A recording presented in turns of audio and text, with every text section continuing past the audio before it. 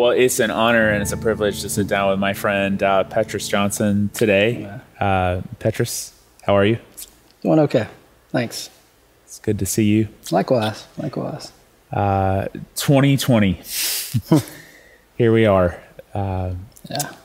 I think for anybody who's been around our church for a while, they probably know you. Maybe have seen you if you have a kid in 4th or 5th grade. Yeah. They definitely know Petrus. But Petrus is currently the head of our elder board, and we have gotten to know each other well over the last 4 or 5 years. But I called you last week, and really as a friend more than anything, just wanting to listen and understand and also see how you're doing. Yeah.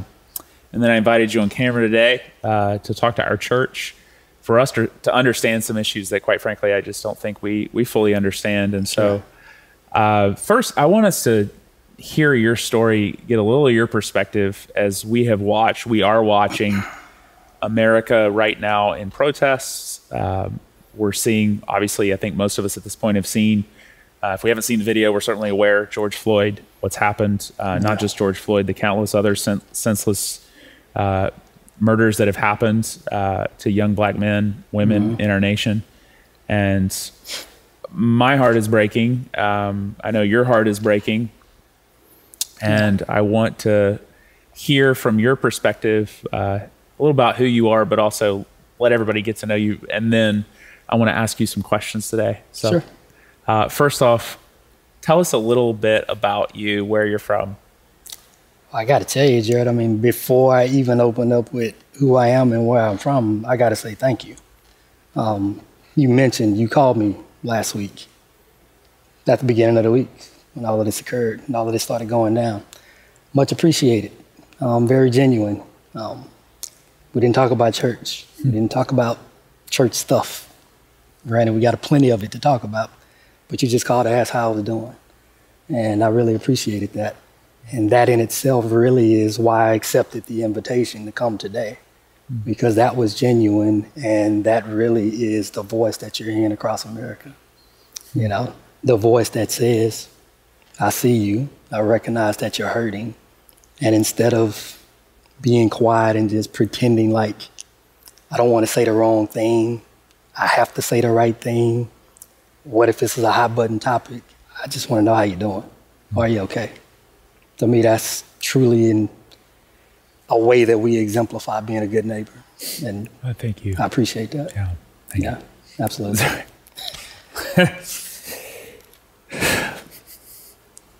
I was going to try to ask a question. I know you're from Houston, Texas. Yeah. You're 45. Yeah. George Floyd is from Houston, Texas, 45, 46 years old. 46, yeah. So you've got a totally different perspective on this story than I do. I do. And I got to say, I don't know George Floyd personally. But George Floyd to me is every male in my family. That's who he represents to me. We're from the same community. Do I know him? No, I don't. Do I know his family? Not that I'm aware of. Doesn't mean we haven't crossed paths, and we may have actually crossed paths. He graduated from the same high school my mother graduated from, and the same high school that each of my brothers went to. I was the only one in my family actually that did not go to that high school. But for me, it was a difficult week watching that unfold, but at the same time, understanding and watching other things unfold within that same community. Obviously, his unfortunate death occurred in Minnesota. He had only been there a few years. So knowing where he came from and where he was living at, that particular community was only about 5 minutes away from the church I grew up in Houston.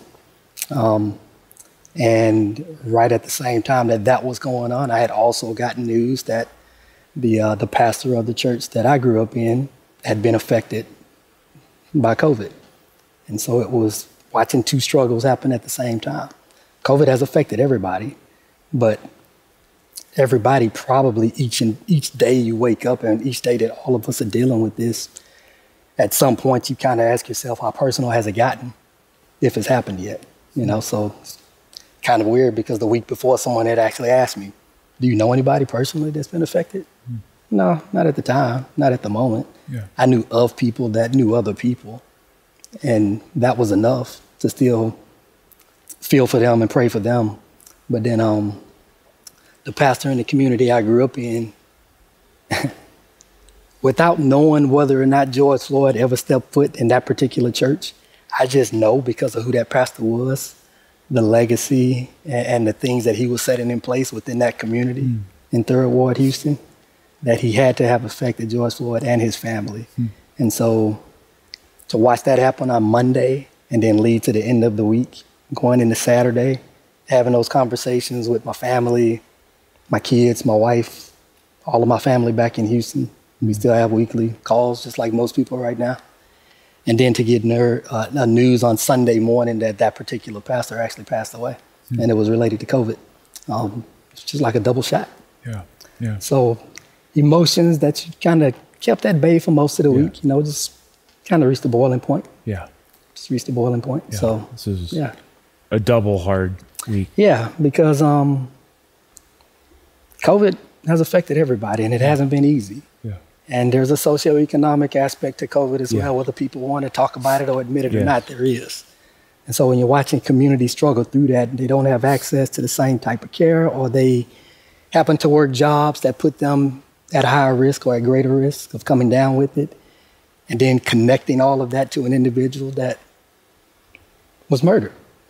It's why we find ourselves here right now. It's all part of this same story. It's the same narrative. It's all connected.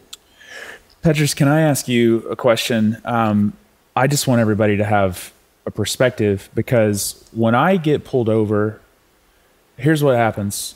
I pull over to the side of the road. Officer says, license registration. I hand him my license registration, and I don't think a thing of it. What is that experience like for you?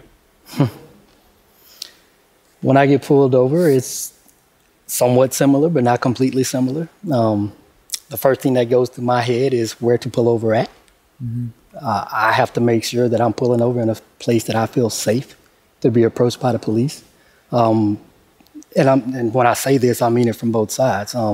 One, are we out of traffic so that nothing crazy happens? Two, the way in which I pull over, I don't want to pull over in such a way that flags the officer that something may actually be wrong, or something like that would prompt him to want to do more than just ask for my driver's license, registration, and insurance. And then finally, once I am pulled over and I'm in a place that I feel is safe, the thought that's running through my head is, are we safely out of traffic? The second thought that's running through my head is, if for some reason, for some unknown reason, this happens to go south and this happens to go the wrong way, is the area that we're in an area that is public enough that somebody else could see what could happen, regardless of what that is? And then finally, unfortunately, yes, the thought process is that long. I'm not moving. My hands are at 10 and 2, which is something you learn in driver's school, but for me, it's a different element of that.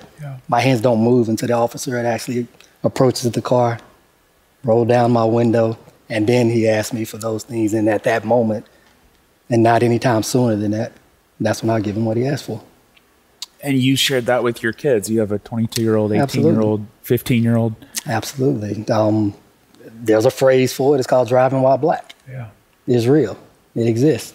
If you're not black, you may understand it, you may not. But nobody can tell me that it doesn't exist. Yeah. And by sharing any of this, in no way am I expressing any animosity towards the police, because you kind of opened up with asking me who I am and where I'm from. I'm the son of a 35-year retired Houston police officer from the city of Houston. My mother lived a life of service. She taught that to me. She was in the 2nd integrated police academy that occurred in the city of Houston. So not only was it her being in that 2nd integrated class, but she's also a black woman. So there's 2 markers for you. Whether you're tracking those things or not, it's just a reality. And so my association with police is not just my association with the police force. My association with police is also associated with watching my life, or watching my mother provide for our family when she accepted the honor of protecting and serving the community. Yeah. So that's what she did, and she did it proudly, and she did it honorably. Well, I just don't think for a white pastor, white people, we have that perspective. That's not what the reality for us is. And one of the things that, as we've spoken over the last couple of days, I've asked you is, what do I read? How do I begin? How do I understand? And you sent me some articles. And one of those articles that you sent me was a gentleman named Brian Stevenson. And it was a video, actually. And in the video, he said, slavery did not end in 1865. He said slavery evolved. Yeah. And absolutely, I believe that. And can you, well, I don't want to ask you to explain it, but I think it's true. And it was an eye-opening thing for me to hear and to see. And how, in your reality, how is that happening now?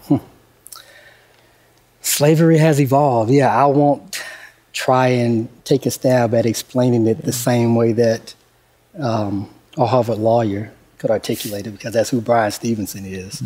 But I certainly appreciate his perspective and the way that he explained it, which is why I shared it with you, because I thought it was spot on.